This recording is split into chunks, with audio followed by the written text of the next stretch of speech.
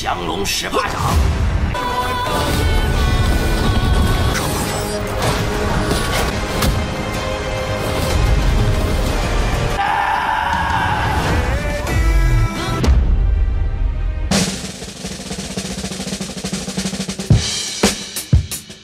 Halo kawan-kawanku penonton film Adrenalin, apa kabar untuk kalian semua? Semoga selalu diberi kesehatan Yowan, amin. Oke, kali ini adiknya Maman akan lanjut mengisahkan sebuah film beradrenalin dengan judul The Legend of the Condor Heroes The Dragon Tamer yang rilis pada tahun 2021. Oke, biar gak penasaran dengan bagaimana ceritanya, langsung saja miringkan HP kamu, lemparkan kenangan bersama mantan, karena film Adrenalin dimulai.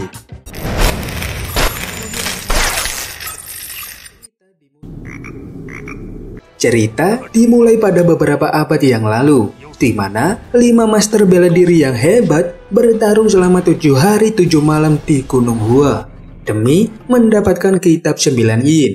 Hingga akhirnya salah seorang master silat yang bernama Wang Chongyang berhasil menguasai kitab 9 yin dan mendapat julukan sebagai pendekar terhebat.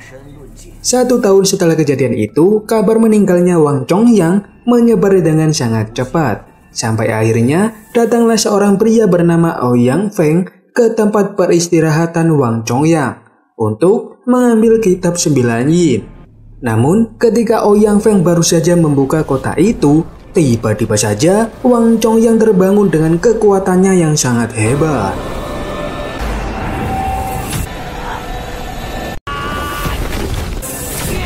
"20 tahun setelah kejadian itu, seorang pria yang bernama Guo Jing tengah berkuda menuju ke sebuah kota. Di tengah perjalanan, dia beristirahat sebentar di warung mie ayam.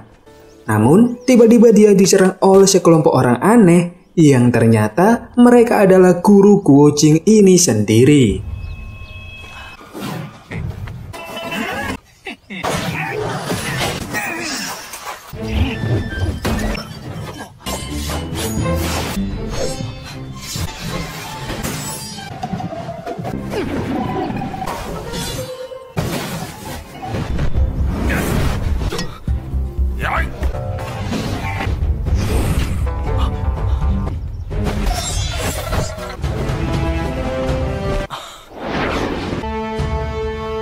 Sang guru besar Guo Jing yang bernama Guru Udin lalu menjelaskan maksud kedatangan mereka di kota ini, di mana mereka ingin menyelidiki kasus bayi-bayi yang sering menghilang. Guru Udin khawatir jika semua itu adalah perbuatan dari kelompok kriminal.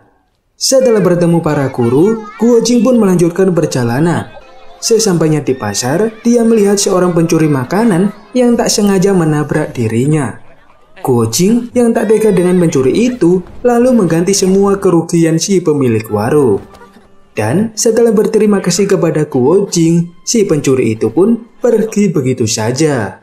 Kemudian saat Guo Jing ingin memesan makanan, tiba-tiba salah satu pengemis yang bernama Hong Qigong memotong pembicaraan mereka dan meminta Guo Jing untuk mentraktirnya. Tak lama setelah itu, datanglah 2 gadis misterius yang langsung merebut minuman milik si pengemis. Guo Jing yang melihat hal itu sontak merasa tidak terima dan lalu mencoba menegur mereka.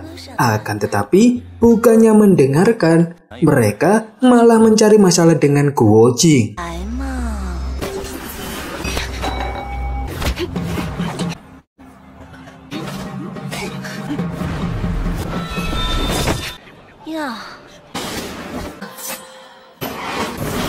Di tengah pertarungan, si pencuri yang pernah ditolong oleh Guo Jing ternyata kembali dan memisahkan mereka.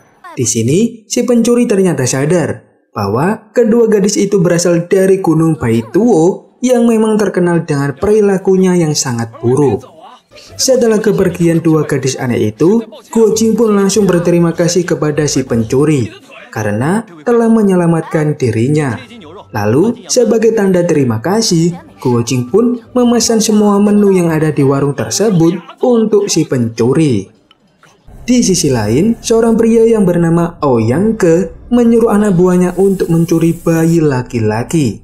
Di waktu yang sama, keenam guru Guo Jing telah menemukan tulang belulang seorang bayi yang sudah terbakar habis.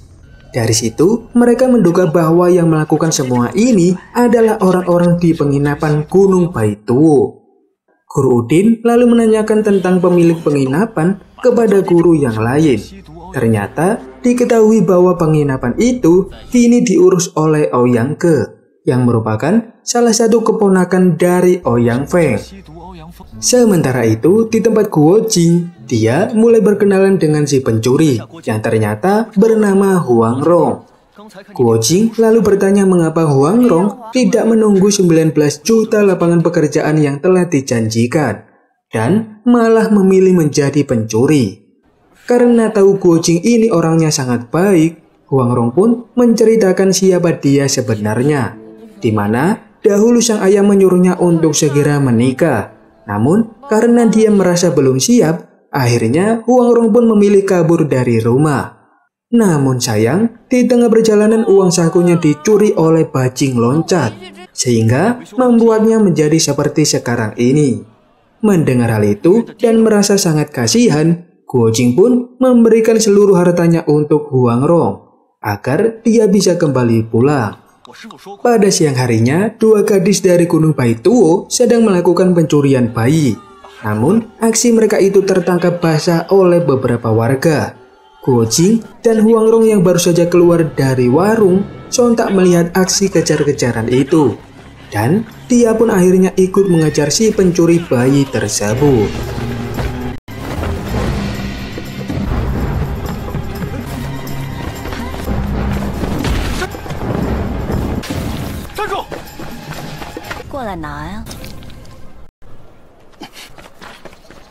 Karena kesal ditipu, Guo Jing pun bertanya di mana tempat penginapan Gunung Baituo kepada Huang Rong, karena dia ingin menyelamatkan bayi-bayi yang telah dicuri.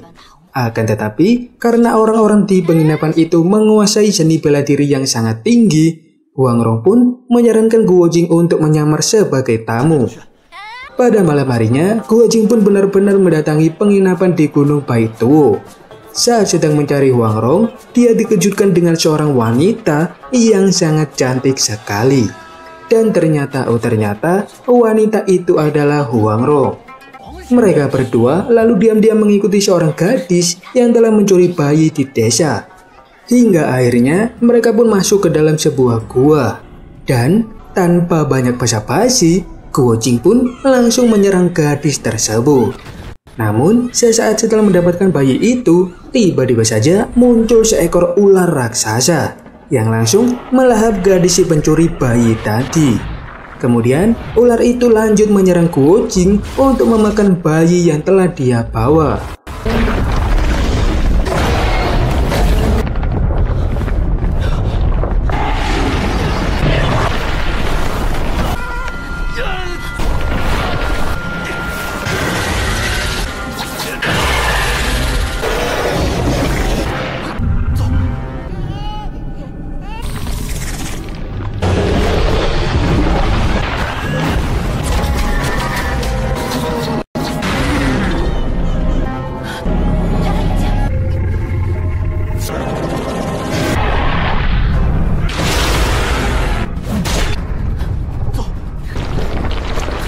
Sementara itu, di aula penginapan, Ouyang Ke tengah asik menari dengan para gadis.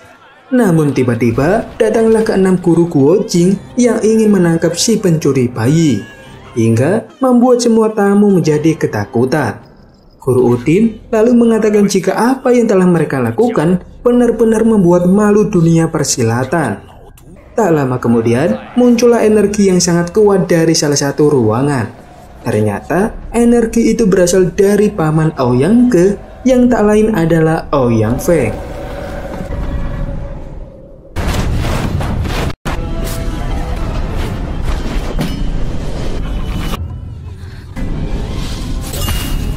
Setelah serangan itu, Ouyang Feng pun akhirnya menyadari bahwa Huang Rong adalah anak dari ahli obat yang bernama Huang, sang penguasa dari Pulau Tauhua. Dia mengetahui hal itu karena jurus jentikan unik yang digunakan oleh Huang Rong. Dan karena identitas aslinya telah terungkap, Huang Rong pun segera pergi dari tempat tersebut. Di tengah pelarian, keenam guru Guo Jing ternyata mengikuti Huang Rong. Mereka berniat untuk menghabisinya. Namun, Guo Jing segera menghentikan mereka dan berkata jika Huang Rong telah menyelamatkan hidupnya beberapa kali.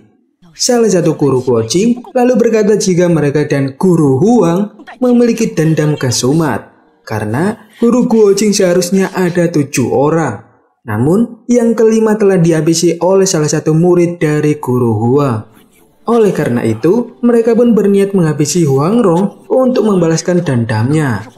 Namun, tak disangka Guo Jing malah bersujud dan memohon agar mereka tak menghabisi Huang Rong. Bahkan, Guo Jing juga merelakan nyawanya untuk menggantikan Huang Rong. Guru Udin yang kecewa akhirnya membiarkan Guo Jing untuk memilih jalannya sendiri. Dan mereka pun segera pergi dari tempat tersebut. Setelah peristiwa itu, Guo Jing dan Huang Rong pun beristirahat di sebuah kuil. Namun, Guo Jing malah dihantui rasa bersalah karena dia telah menyakiti perasaan para gurunya. Oleh karena itu, Huang Rong pun mencoba menghiburnya dengan memberikan ayam yang telah dia panggang untuk Guo Jing. Namun, tak disangka seseorang bisa mengambil ayam itu dengan gerakan secepat kilat. Saat melihat si pencuri ayam itu, Huang Rong kemudian menyadari bahwa dia adalah Hong Qigong, sang leluhur dari sekte pengemis. Huang Rong kemudian memperkenalkan dirinya sebagai anak dari ahli obat Huang. Dia lalu menawarkan kesepakatan kepada Qigong, di mana dia akan memasak masakan yang enak untuknya setiap hari, asalkan Qigong mau mengajarkan jurus 18 tapak naga yang legendaris kepada Guo Jing. Awalnya, Qigong menolak mentah-mentah tawaran tersebut. Namun, setelah dibujuk dan disanjung sedikit, akhirnya Qigong pun mau mengajari Guo Jing. Hari-hari pun berlalu dengan Huang Rong yang selalu memasak untuk Qigong, dan juga Qigong yang terus melatih Guo Jing. Namun ternyata Qigong hanya mengajarkan Guo Jing sampai ke jurus 15. Karena menurutnya Guo Jing tak punya waktu untuk mempelajari 3 jurus sisanya.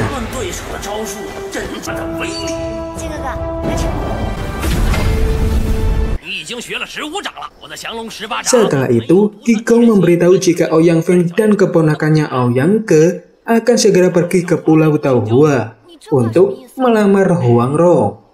Namun, Qigong curiga bahwa niat Ouyang Feng yang sebenarnya bukanlah Huang Rong, melainkan kitab 9 yin. Mendengar hal itu, Huang Rong pun kemudian berniat pulang untuk mencegah semua hal itu.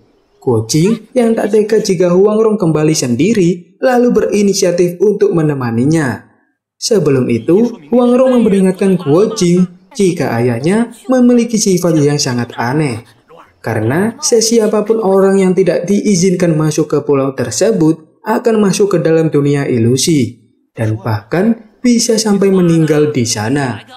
Sesaat kemudian, mereka berdua pun pergi menuju ke Pulau Tauhua. Saat sudah dekat, mereka kemudian mendengar alunan seruling yang membuat Guo Jing merasa pusing. Huang Rong lalu menjelaskan jika suara itu adalah suara lagu pasang surut air laut milik ayahnya. Huang Rong lalu menyuruh Guo Jing untuk melawannya dengan tenaga dalam. Dan tak lama, Guo Jing pun akhirnya masuk ke dalam dunia ilusi. Bahkan, dia juga diperlihatkan dengan kejadian-kejadian yang aneh.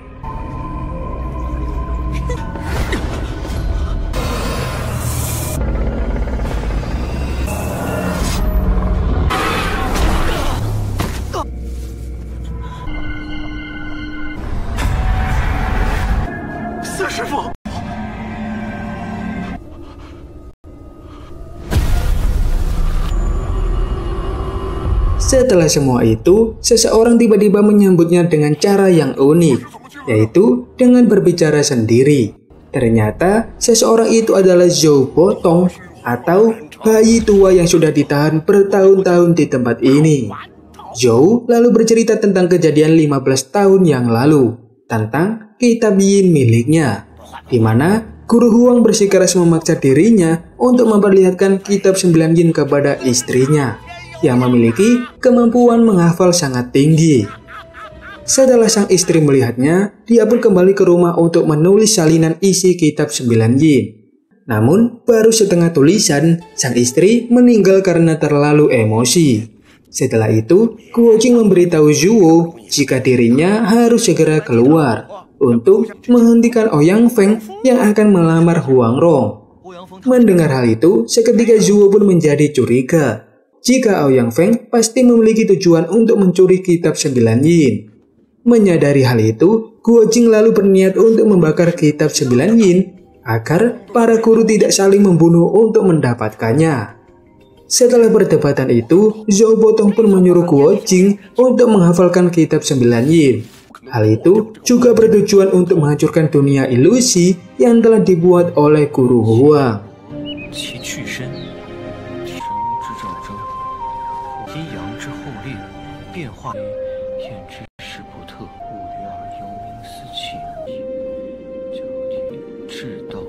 Sementara itu, di tengah perjalanan menuju ke Pulau Tauhua, Ouyang Feng dan Ouyang Ke tiba-tiba mendengar suara seruling. Namun, bukannya panik. Ouyang Feng malah langsung menggunakan kekuatannya untuk menangkis suara tersebut. Menyadari hal itu, akhirnya Guru Huang pun menghentikan lagu yang dia mainkan. Dan hal tersebut artinya dia telah menyetujui kedatangan seseorang ke Pulau Tauhua. Zhou Botong yang mendengar hal itu pun ikut terkejut, karena baru kali ini Guru Huang menghentikan alunan serulingnya. Setelah itu, Zhou Botong pun menyuruh Guo Jing untuk melakukan latihan, karena dia telah menghafal semua isi kitab 9 yin.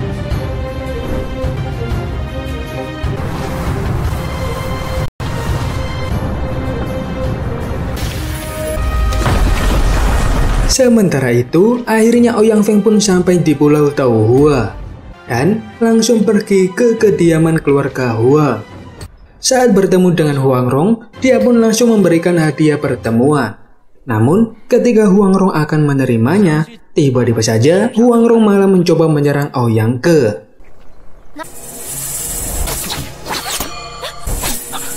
Di tengah ketegangan itu, tibalah Guo Jing untuk menghentikan lamaran tersebut. Melihat hal itu, Guru Huang pun terkejut karena selama ini tidak ada seorang pun yang mampu keluar hidup-hidup dari dunia ilusi yang telah dia buat. Guo Jing lalu memperkenalkan dirinya dan disusul dengan kedatangan Qigong di tempat tersebut. Qigong lalu berkata jika dia datang mengantar muridnya untuk melamar Huang Rong. Dan hal itu pun memicu perdebatan dengan Ouyang Feng. Namun, Guru Huang segera menghentikan mereka dan mengatakan jika keduanya harus bertanding untuk menjadi menantunya dan bisa menikahi Huang Rong. Tak lama kemudian, pertarungan pun akhirnya dimulai, di mana Guo Jing melawan Ouyang Feng dan Qigong melawan Ouyang Ke.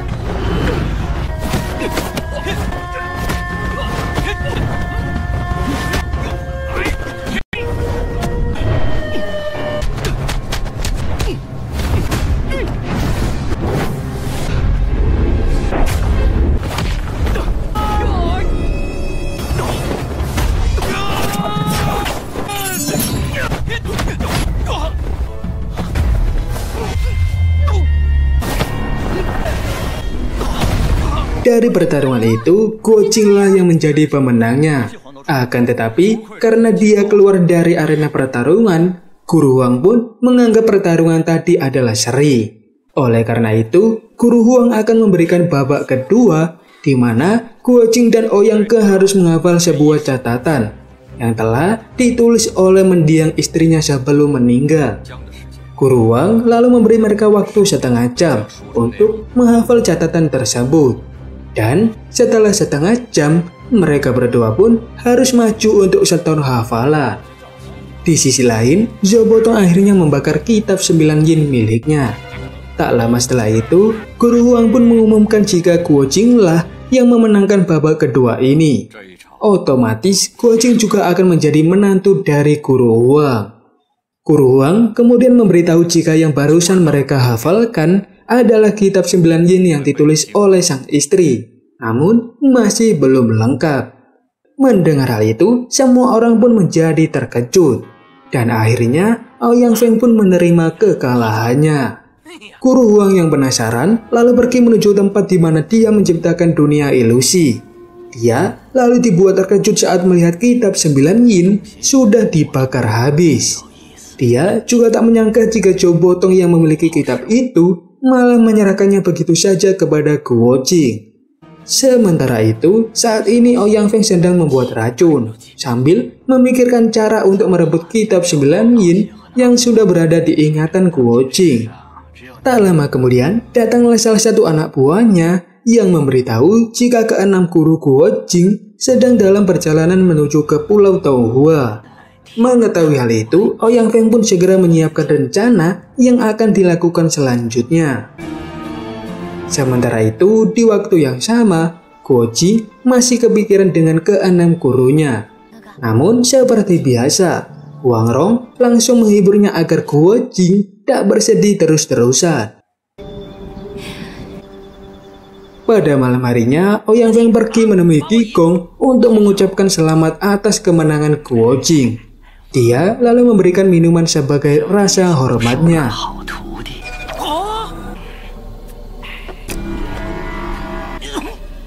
Akan tetapi, tak lama kemudian muncullah anak buah Ouyang Feng dan langsung menyerang Qi Gong. Tak disangka-sangka dari serangan itu, Qi Gong akhirnya terkena racun dari Ouyang Feng dengan sangat parah. Sementara itu, saat keenam guru Guo Jing hampir sampai, mereka tiba-tiba mendengar alunan merdu suara seruling. Dan tak lama kemudian, datanglah Ouyang Feng yang langsung menyerang mereka semua hingga tewas.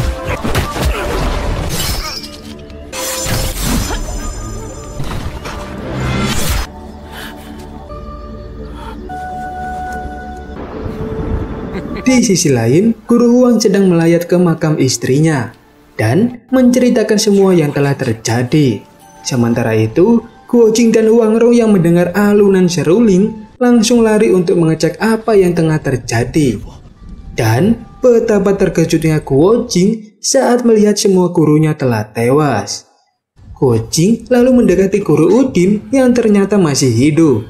Guru Udin yang tunanetra lalu bilang jika yang melakukan semua ini adalah Guru Huang atau calon mertua Guo Jing sendiri. Huang Rong yang mendengar hal itu jelas saja tidak percaya, karena alunan seruling tadi sangat berbeda dengan milik ayahnya. Akan tetapi, karena Guo Jing sudah sangat marah, dia pun tidak peduli dengan apa yang dikatakan oleh Huang Rong, dan langsung bergegas pergi mencari Guru Huang. Setelah ketemu, tanpa berkata apapun, Guo Jing langsung menyerangnya.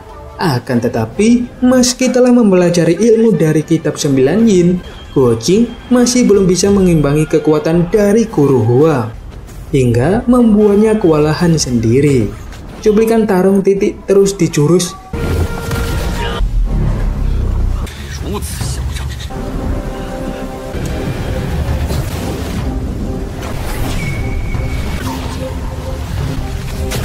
Saat akan mengakhiri pertarungan, tiba-tiba Ouyang Feng datang dan menyerang Guru Huang.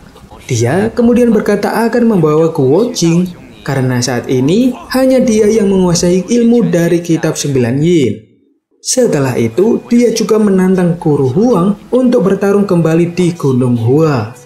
Tak lama setelah itu, Guo Jing akhirnya menyadari bahwa yang membunuh guru-gurunya bukanlah Guru Huang, melainkan Ouyang Feng ini sendiri. Pada saat itu, Ouyang Feng juga memaksa Guo Jing untuk membacakan isi dari kitab 9 yin dengan memanfaatkan Huang Rong sebagai taruhannya. Karena sudah sangat sayang dengan Huang Rong, mau tak mau, akhirnya Guo Jing pun membacakan isi kitab 9 yin agar ditulis ulang oleh Ouyang Ke.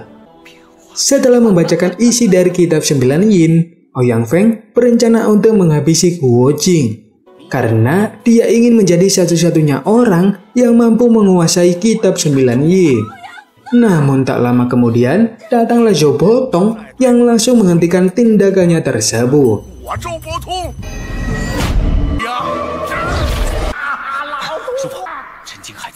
Beberapa waktu kemudian, Huang Rong pun dengan setia merawat Guo Jing. Lalu saat Guo Jing telah tersadar, Huang Rong meminta Guo Jing untuk kembali ke gurun dan melupakan semua yang telah terjadi. Namun, Guo Jing malah ingin pergi ke Gunung Hua untuk bertarung dengan Ouyang Feng sekali lagi. Tak lama kemudian, guru Qigong yang ternyata masih hidup datang dan siap untuk mengajari 3 tapak naga terakhir.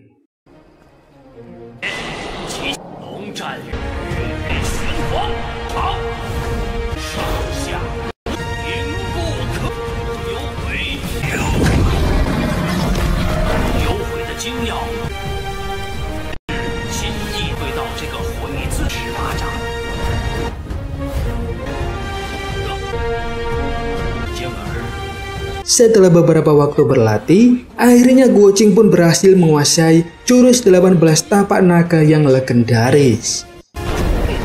Setelah dirasa sudah siap, Qigong dan Huang Rong pun menemui Guo Jing untuk menuju ke Gunung Hua.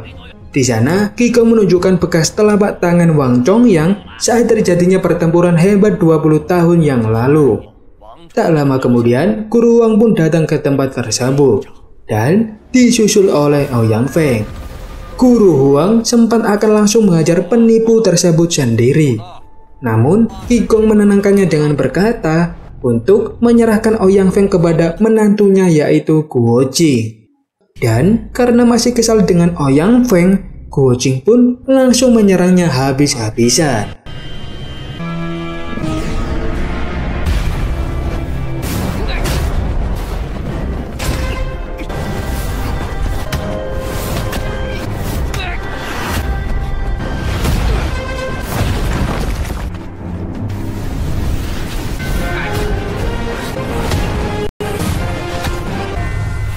Di tengah pertarungan, Ouyang Feng merasa heran mengapa dirinya tidak bisa mengalahkan Guo Jing.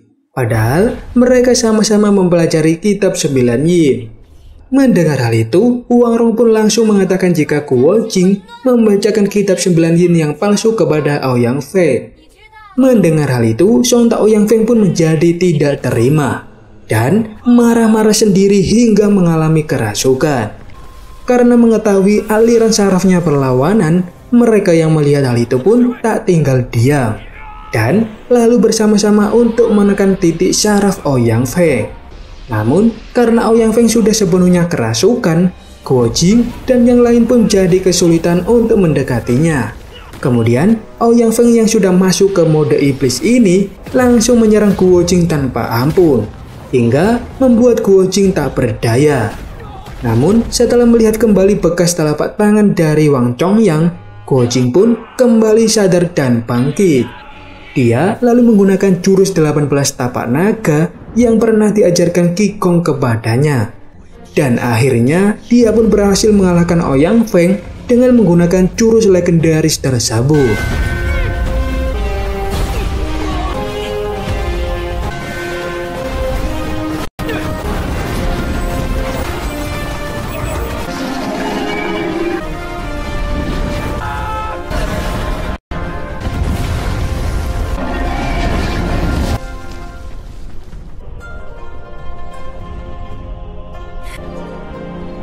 Beberapa waktu kemudian, tepatnya di pasar Kliwon, salah satu penjual boneka menceritakan kisah tentang pendekar Guo Jing yang tak terkalahkan. Di akhir cerita, tertulis jika Guo Jing mengabdikan dirinya dan menjadi pendekar yang disukai oleh rakyat, bahkan melebihi Dewan Perwakilan, dan selalu ditemani oleh Huang Rong di sisinya. Namun, beberapa waktu kemudian, pasangan Guo Jing dan Huang Rong akhirnya tewas saat terjadi peperangan di kota. Pada akhirnya, mereka pun gugur demi membela negara. Dan film pun di end. Pelajaran yang bisa kita ambil dari cerita ini adalah jangan pernah menganggap remeh orang lain. Meskipun luarnya cupu, belum tentu dalamnya juga sama. Karena mereka pasti memiliki jurus tersembunyi. Seperti pengemis Qigong yang menguasai jurus 18 tapak naga yang legendaris. Akhir kata, membeli sendal jepit sambil melihat fotonya Luna Maya. Adiknya Maman mau pamit dan sampai jumpa.